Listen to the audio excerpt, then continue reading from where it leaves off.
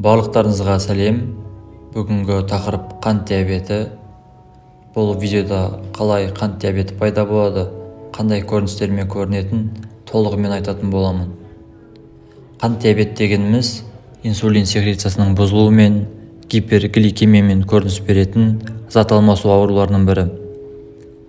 Қалыпты жағдайда күнделікті өмірде біз көмір тұтынғанда ол асқазанда қорытылып, ішекте арнайы ферменттер арқылы глюкозаға ыдырайды. Ішектен қанға сіңіріледі.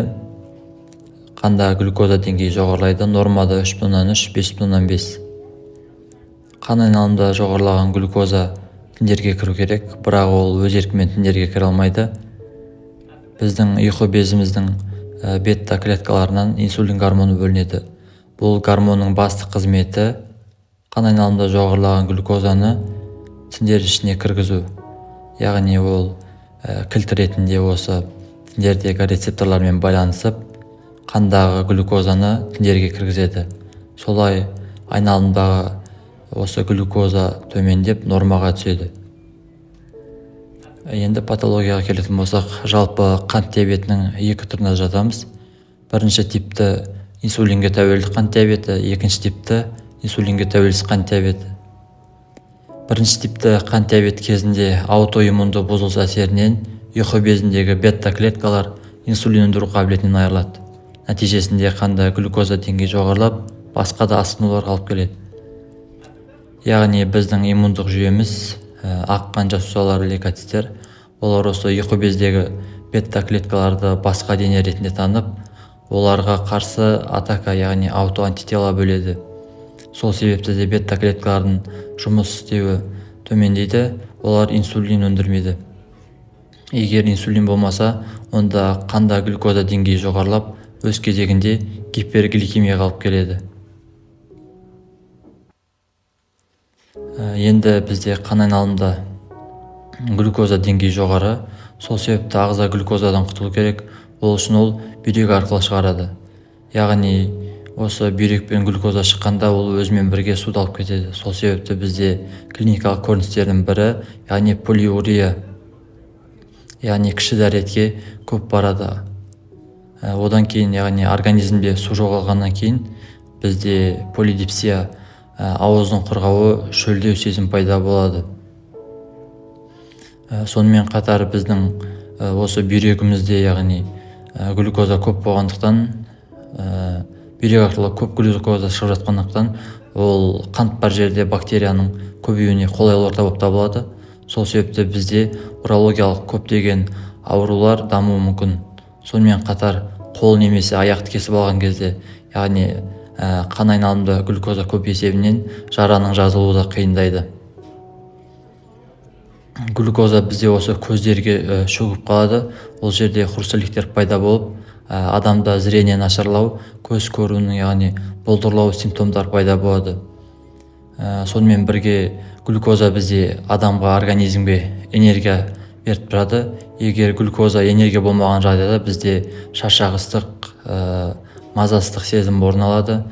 Организмде, яғни глюкоза болмағаннан кейін энергия ретінде бізде организм қордағы осы май мен белоктарды жағады.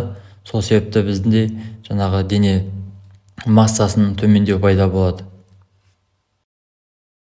Жалпы осы аурудың 10%-ға жуығы осы бірінші типті қант диабетіне тән. Бірінші типті қант диабетімен 30 жасқа дейінгі адамдар, сонымен бірге балалар, жасөспірімдер көп ауырады. Келесі бізде екінші типті қант диабеті. Яғни бұл кезде бізде инсулинге резистенттілік пайда болады. Инсулин жеткілікті өндірмейді, немесе өндірілген инсулин дұрыс жасамайды.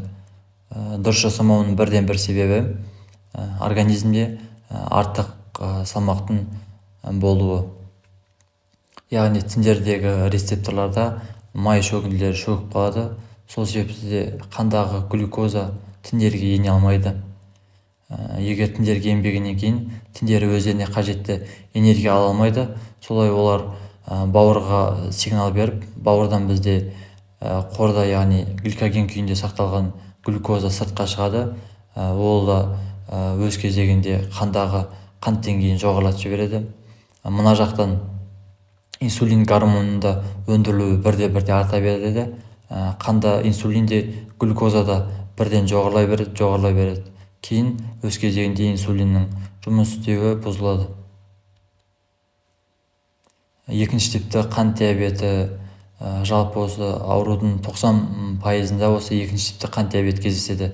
Көбінде егде жастағы адамдар, 30 жастан асқан адамдарда жиі кездеседі.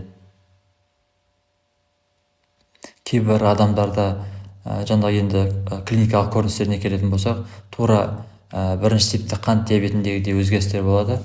Бірақ кейбір адамдарда ешқандай белгілер байқалмауы мүмкін. Сол себепті адамдар 5-6-10 жыл бойы өздерінің диабетпен ауыратынын білмеуі де мүмкін. Енді асқынуына келетін болсақ, жалпы бізде жаңағыдай организмде энергия болмағандықтан кейін ол қордағы бауыр мен майды жағады. Олар ыдырағаннан кейін өздерінен кетонды денелерді бөледі. Кетонды денелер қанда көбейгеннен кейін кетоз, яғни кетоацидоз дамиды. Өз кезегінде диабеттік кетоацидоз дамуы мүмкін. Жаңағы айтып өткендей, бүйрекпен бізде көп мөлшерде су шығады. Егер адам көп су ішпейтін болса, онда тіндердегі суды да бүйрекпен бірге шығып кетеді. Солай тіндерде бізде сусыздану болып, кома дамуы мүмкін. Келесі асқыну гипогликемия. Қандағы глюкозаны түсірем деп инсулин препараттарын шамадан тыс қолданған кезде глюкоза қанда бірден төмендеп кетіп, бізде гипогликемия дамуы мүмкін.